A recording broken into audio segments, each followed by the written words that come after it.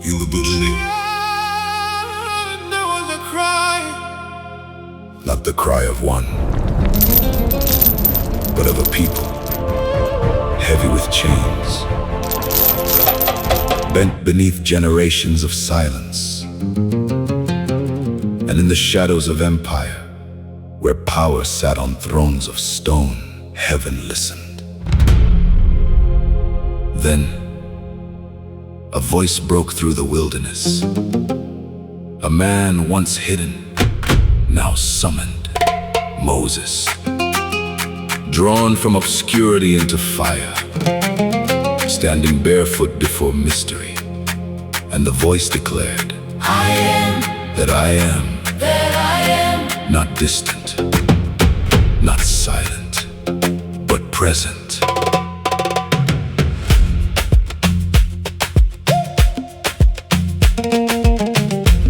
Against the hardened will of Pharaoh, power collided with pride. Waters turned, skies darkened, the earth itself bore witness. Until the night of covering came, Look out, a the sea marking is of upon mercy, us. a doorway between judgment and life, and the chains began to loosen. Then came the crossing, before them an impossible sea, behind them the echo of pursuit. But the waters remembered their maker, and in one breath of eternity, the path opened. A people walked through the deep, not swallowed, but delivered. Into the wilderness they wandered, where hunger met provision, where thirst met miracle. Bread fell like morning dew, water sprang from unyielding stone. And in the barrenness they learned dependence. Then the mountain burned at Mount Sinai, fire crowned the summit. Clouds wrapped the heavens in trembling silence, and there a covenant was spoken into existence.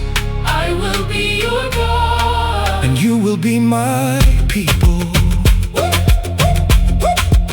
Not a contract of earning, but a calling of becoming.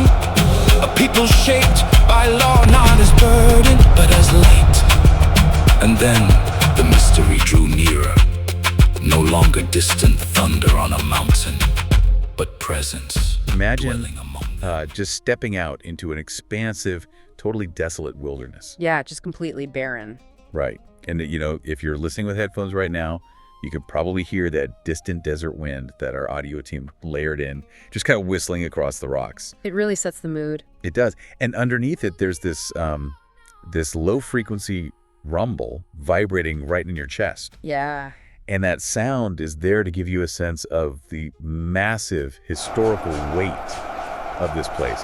Because, I mean, we aren't in some dusty, abstract classroom today. No, definitely not. You are standing right at a literal and spiritual threshold in the wilderness. We're at Mount Sinai. It's such a heavy setting. It really is. And today, we are diving into a text that, frankly, threatens to completely dismantle the way most of us live our lives. We're looking at Exodus 19, verses 1 through 6. Yeah, that's a huge one. And I'm joined, as always, by a resident expert who has this just incredible knack for looking at these ancient texts and, you know, finding the psychological and spiritual blueprints for how we operate today. Well, thanks. And, you know, it is a heavy, monumental setting to step into, like you said. The sheer awe of Sinai is just palpable in the text. Ooh, yeah. But what makes this specific passage so fascinating isn't just the historical trauma of it. It's that this ancient text has incredibly urgent applications for exactly how we manage our own anxieties today. Which we all have plenty of. Right. Our sense of worth, our daily performance, all of it. And it challenges almost everything about the way we naturally think about rules. Completely. Because here is the most surprising element of this text right out of the gate. Before giving a single rule, like before handing down the 10 Commandments or any moral framework at all, God basically hits the pause button on the entire journey. Yeah, everything just stops. He stops everything just to remind the people of a rescue. And that pause is, it's everything. If you look at the sequence of events historically, this speech occurs after the exodus out of Egypt. Okay. Right after they've been provided for in the wilderness, but right before the giving of the Torah, the law. So the rescue is completely finished. Exactly. And that sequence is critical to understand. The text shows us that God does not reveal commandments in order to, create a people. Oh, wow.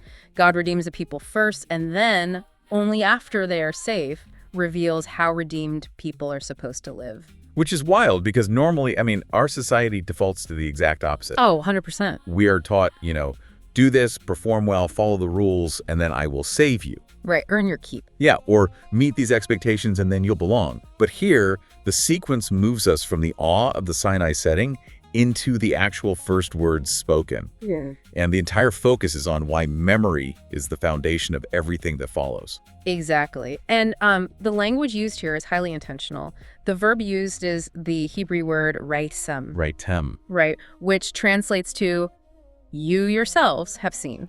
Okay. The text reads, you yourselves have seen what I did to Egypt. And notice the phrasing there. The Israelites aren't being asked to subscribe to some abstract philosophy. It's not a theology lesson. No, not at all. They aren't being handed a list of theoretical beliefs to memorize. They're being asked to look back at a visceral, experiential reality. Right, so it's not like you have heard about what I did from someone else. Exactly. Or you read a book about what I did. Yeah. It's you saw it with your own eyes, like you lived it. Right. It's experiential knowledge.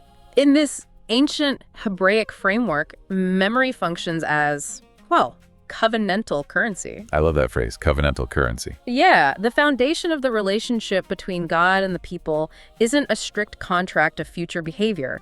It's a shared memory of past deliverance. Yeah. It's God scanning the crowd at the base of the mountain and asking, did you see what I did? Do you remember the grace? That phrase, covenantal currency, it really stuck out to me in the source material. It made me think of a modern scenario to try and clarify why this sequence matters so much. Okay, yeah, let's hear it.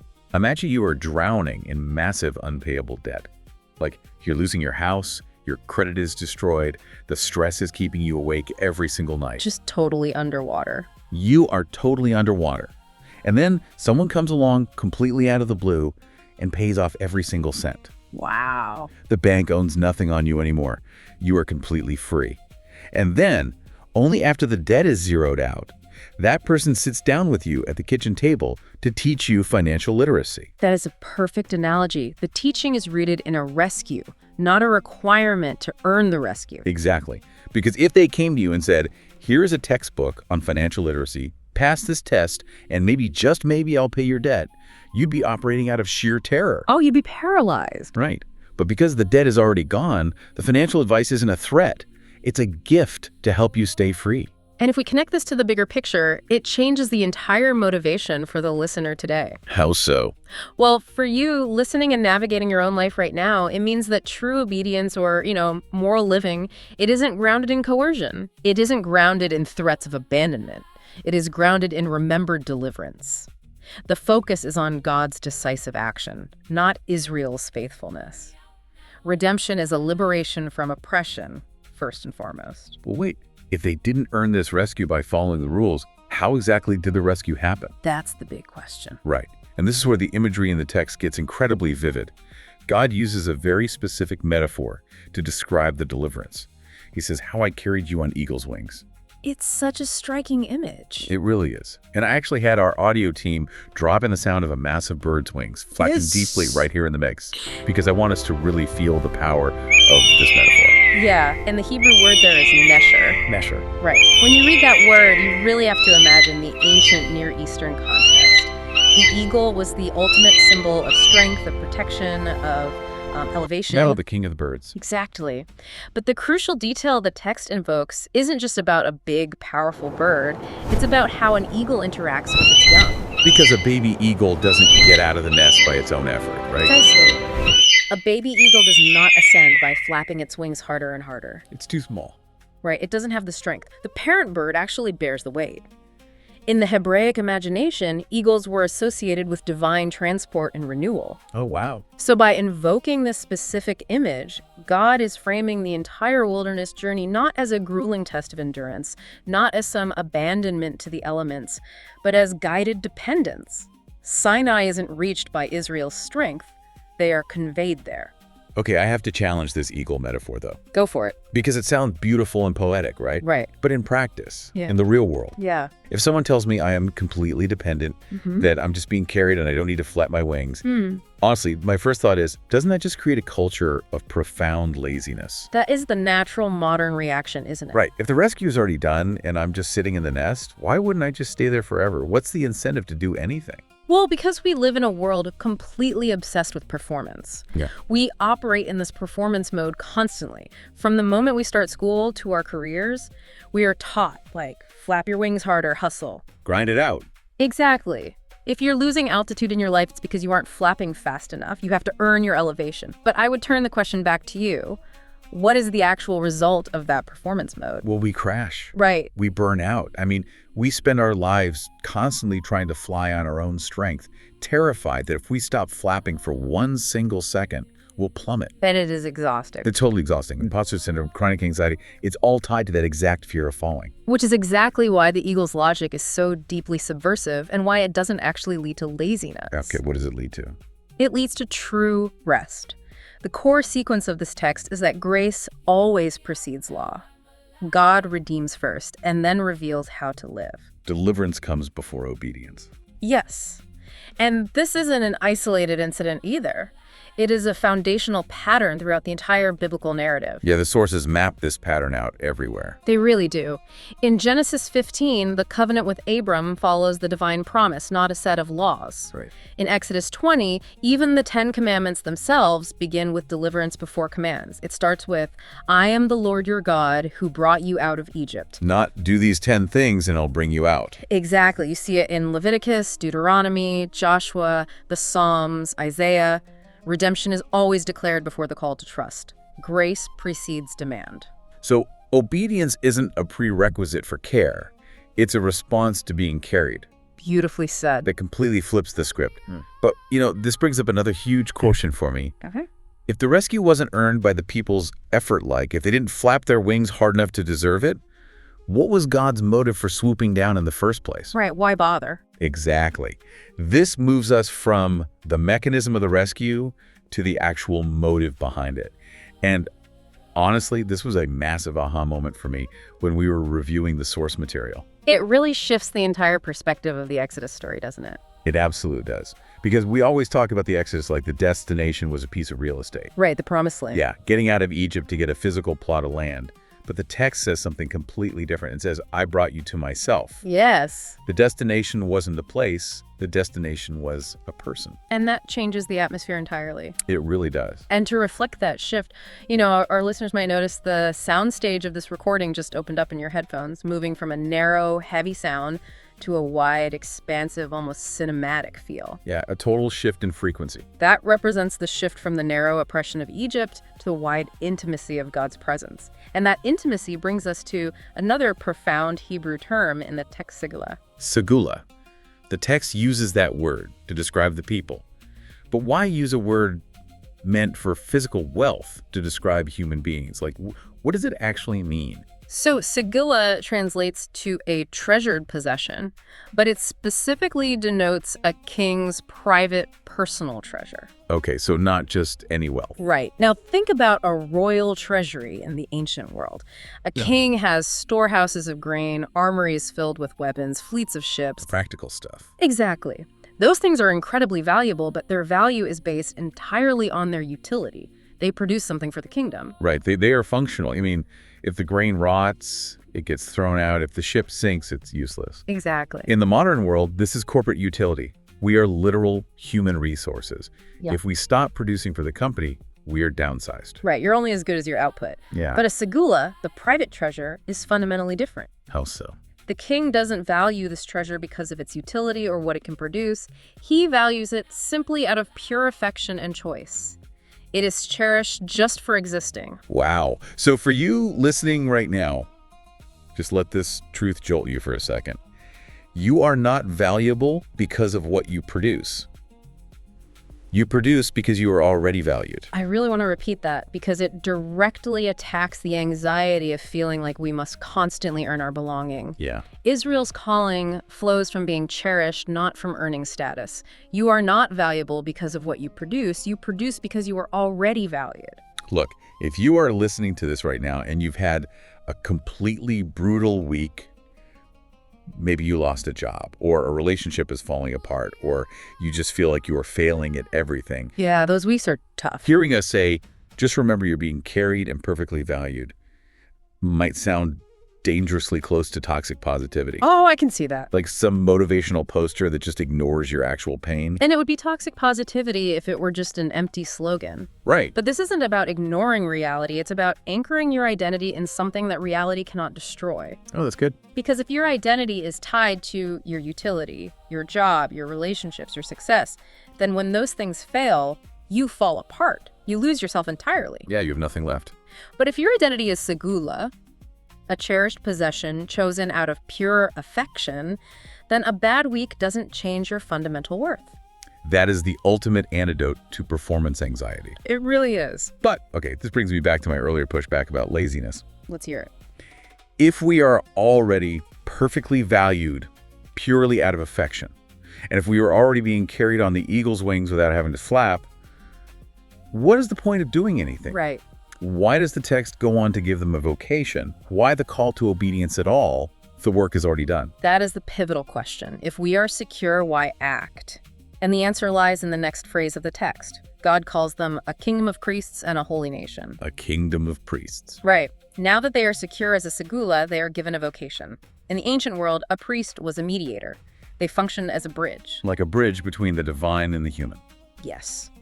Because they are secure, they are called to be a community that functions as a bridge between a thirsty world and the living water. Oh, wow. They aren't meant to just sit in the treasury and collect dust. Their redeemed identity has an outward purpose. So that reframes the concept of obedience entirely. If the relationship is already completely secured by the eagle, then obedience isn't a test. No, not at all. It's not this anxiety-inducing tightrope walk where one mistake means you get dropped. Obedience is simply an invitation to participate in a redeemed identity. Participation, not pressure. That is the exact distinction. Anticipation, not pressure. I love that. Let's think about a modern example. Imagine a child doing chores around the house.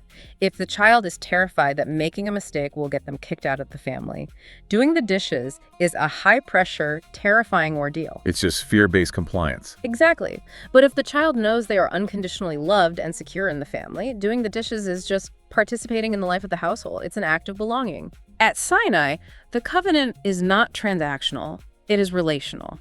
It is anchored in memory, sustained by trust, and oriented toward this priestly mission of being a bridge. And I love how practical this can get, because it's one thing to understand this ancient Hebraic logic, theoretically, and it's another thing to wake up on a random Tuesday morning stressed about your inbox and actually live it out. Yeah, exactly. There is a brilliant psychological reframe we can pull from this source material to help shift from anxiety to gratitude on a daily basis. Yes, the daily reframe is incredibly powerful. And the practice is simply this. Before I ask what I should do today, I remember what has already been done for me. Before I ask what I should do today, I remember what has already been done for me. It's so simple, but it completely short-circuits the performance mode. It stops the frantic flapping of the wings before it even starts. Exactly. It forces you to look at the eagle's wings before you start trying to fly on your own. When faced with a difficult choice at work or a conflict in your family, you can ask, if I trust that I am already loved and carried, what would faithfulness look like here? That's completely different. Right. It stops you from obeying just to avoid disappointment. It makes you ask, do I hear divine instruction as an invitation or as an evaluation? Oh, that's a great way to phrase it. Because if it's an evaluation, you're back in Egypt. You're making bricks under the eye of a taskmaster. But if it's an invitation, you're at Sinai, being brought into the presence of the king. And practically speaking, this means we have to literally name those moments of rescue. Like out loud. Yeah, or at least consciously. Where have you been carried recently? What acts of deliverance, provision, or protection can you recall in your own life? In Hebraic thought, spoken memory actually forms identity. Oh, wow. You have to let remembrance drive your self-correction rather than letting fear drive it. Which brings us to the ultimate takeaway from this deep dive. We can use this deliverance before obedience pattern as a life lens. Exactly. It doesn't just end in the book of Exodus. It becomes a way of interpreting your own daily story. If you notice pressure in your life without prior love, just pause. Yeah. Something's out of order. If you feel like you are forcing outcomes instead of trusting the process, you are trying to fly instead of resting and being born. Resting and being carried. Yeah. Honestly, that sounds almost passive to our modern ears. I mean, we are so deeply conditioned to think that if we aren't frantic, we aren't being responsible adults. I know, we really are. But in the framework of this text, this kind of dependence is not immaturity. Yeah. It is actually the highest form of wisdom. Resting and being carried is the ultimate goal. The wilderness isn't about proving you can survive on your own. It's about learning who is providing for you. It's about feeling the warmth of that desert wind instead of the desolation of it. Recognizing that you are enveloped, safe, and valued purely for who you are before you've achieved a single thing today. A simple weekly rhythm the text invites us into is to remember, to ponder, and then to respond to being known, to let memory be the engine of your actions. So we have traveled from the heavy, thundering weight of Sinai through the experiential memory of rescue, onto the wings of the eagle, and straight into the private treasury of the king, where you are valued simply out of affection. It's a beautiful journey. And now, as we wrap up, we want to leave you with a final provocative thought, something to turn into a personal rule of life, to mull over on your own as you step back into your day. Imagine that vast wilderness again. But this time, the wind isn't heavy, it's warm, it's comforting. The pressure to perform is completely gone. We're going to fade the music out completely right now, so it's just you and this question. Ask yourself this: if you truly believe you are already loved and carried, how would you walk today? Then the mountain burned at Mount Sinai, fire crowned the summit. Clouds wrapped the heavens in trembling silence, and there a covenant was spoken into existence. I will be your God, And you will be my people. Not a contract of earning, but a calling of becoming. A people shaped by law, not as burden, but as light. And then the mystery drew nearer. No longer distant thunder on a mountain, but presence dwelling among them. A sacred design unfolded, thread by thread, gold by gold. The tabernacle, not just a structure, but a meeting place. And when it was finished, glory fell. not above them, but within them, at the center of their camp, at the center of their journey, the presence remained. This is the story, Not just of escape, but of transformation, not just of rescue. but of relationship. From change, To covenant, from wilderness to dwelling, and the fire that once called a man now lived among a people.